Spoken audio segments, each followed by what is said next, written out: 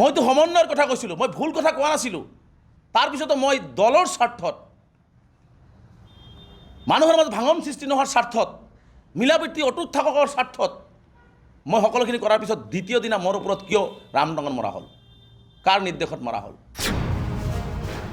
খঙে ক্ষোভে লাজে অপমানে কংগ্ৰেছ এৰিলে ৰেজাউল কৰিমে। মোৰ বিবেক দংশনত মই ভুগিছোঁ, যাৰ কাৰণে মই ভাবিছোঁ যে মোৰ ৰাজনৈতিক কেৰিয়াৰ কি হয় হওক, ৰাজনীতি পিছত মোৰ বিবেকক আগত ৰাখি, জাতিক আগত ৰাখি, মোৰ আত্মসন্মানক আগত ৰাখি মই তাৰ পৰা ওলাই আহিছোঁ। ৰেজাউল কৰিমৰ ক্ষোভ প্ৰদেশ কংগ্ৰেছৰ দুই শীৰ্ষ নেতা ক্ৰমে বিৰোধী দলপতি দেৱব্ৰত শইকীয়া আৰু সাংসদ প্ৰদ্যুৎ বৰদলৈৰ বিৰুদ্ধে। যোৱা 11 ডিচেম্বৰৰ দিনা ৰেজাউল কৰিমে দলত যোগদান কৰাৰ দিনাখন কৰা এটা মন্তব্যক লৈ বিতৰ্কৰ ধুমুহা চলিছিল ৰাজ্যৰ ৰাজনীতিত। বিজেপিকে ধৰি উজনি অসমৰ একাংশ দল সংগঠনে আক্ৰমণ কৰিছিল কংগ্ৰেছৰ বিৰুদ্ধে, দাবী তুলিছিল ৰেজাউল কৰিমৰ বহিষ্কাৰৰ। এনে বিতৰ্কৰ মাজতে বিৰোধী দলপতি দেৱব্ৰত শইকীয়াই মুখ্যমন্ত্ৰীৰ এজেণ্ট আখ্যা দিছিল ৰেজাউল কৰিমক। ভদ্ৰলোকক মই ভালদৰে চিনি নাপাওঁ বুলি তাচ্ছিল্য কৰিছিল সাংসদ প্ৰদ্যুৎ বৰদলৈয়ে। ইয়াৰ পিছতেই প্ৰদেশ কংগ্ৰেছৰ সভাপতি গৌৰৱ গগৈলৈ পদত্যাগ পত্ৰ প্ৰেৰণ প্ৰাক্তন আমছু সভাপতিগৰাকীৰ। একে সময়তে ফেচবুক পোষ্ট যোগেও ক্ষোভৰ বহিঃপ্ৰকাশ ৰেজাউল কৰিমৰ। ইয়াৰ লগে লগে সাংসদ প্ৰদ্যুৎ বৰদলৈ আৰু দেৱব্ৰত শইকীয়াৰ বিৰুদ্ধেও তীৰ্যক মন্তব্য ৰেজাউল কৰিমৰ। দুই নেতাই মোৰ ওপৰত মানসিক আতিশায্য চলাইছে।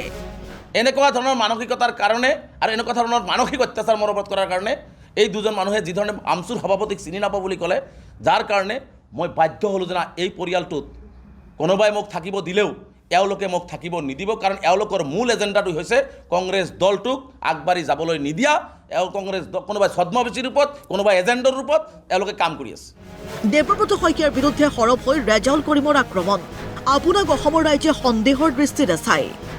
মই দেৱব্ৰত শইকীয়া ডাঙৰীয়াক ক'ব বিচাৰিছোঁ, আপোনাক আগৰ পৰাই অসমৰ ৰাইজে সন্দেহৰ দৃষ্টিৰে চায়, নাজিৰাবাসীও চায়। কাৰণ বিধানসভাৰ মজিয়াত আপোনাৰ যি পাৰফৰ্মেঞ্চ, মুখ্যমন্ত্ৰীয়ে যেতিয়া আপোনাৰ দলৰ মানুহক আক্ৰমণ কৰে তেতিয়া আপোনাৰ যি নীৰৱতা, সেইটো কি সূচায়? মুখ্যমন্ত্ৰীৰ মুখৰ কথা আৰু দেৱব্ৰত শইকীয়াৰ মুখৰ কথা মিলে। মুখ্যমন্ত্ৰীৰ শ্ৰুতলিপি মতে মোক আক্ৰমণ কৰিছে দেৱব্ৰত শইকীয়াই। দেৱব্ৰত শইকীয়া ডাঙৰীয়াৰ মুখৰ কথা আৰু হিমন্ত বিশ্ব শৰ্মা ডাঙৰীয়াৰ মুখৰ কথা এক। কাৰণ অসমৰ ৰাইজ, প্ৰত্যেকজন ৰাইজ গম পায়, আমিও গম পাওঁ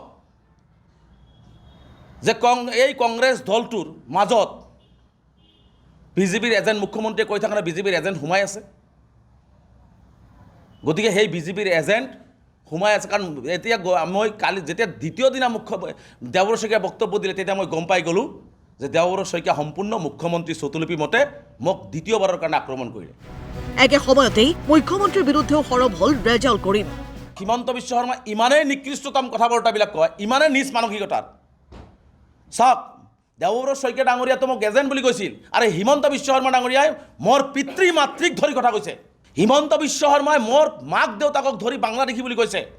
মই আপোনালোকৰ আগত অন কেমেৰা কৈছোঁ, হিমন্ত বিশ্ব শৰ্মা ডাঙৰীয়াক মই প্ৰত্যাহ্বান জনাইছোঁ। মোৰ মাক দেউতাক বাংলাদেশটো দূৰৰ কৰে, ইয়াৰে ভূমিপুত্ৰ হয়।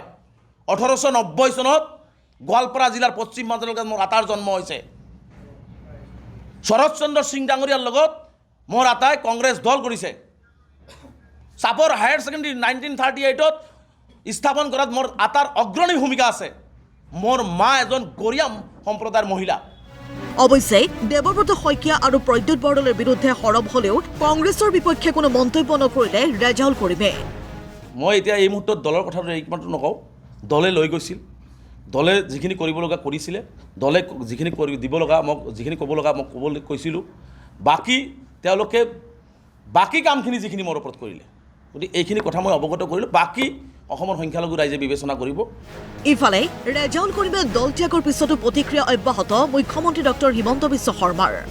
শিৱসাগৰক ধুবুৰী বনাম বুলি কোৱাৰ পিছত যোৰহাটৰ MP হিচাপে গৌৰৱ গগৈ ৰেজাউল কৰিমক পাৰ্টিৰ পৰা ধাক্কা দি উলিয়াই দিব লাগিছিল, কিন্তু তেওঁ উলিয়াই দিব নোৱাৰিলে।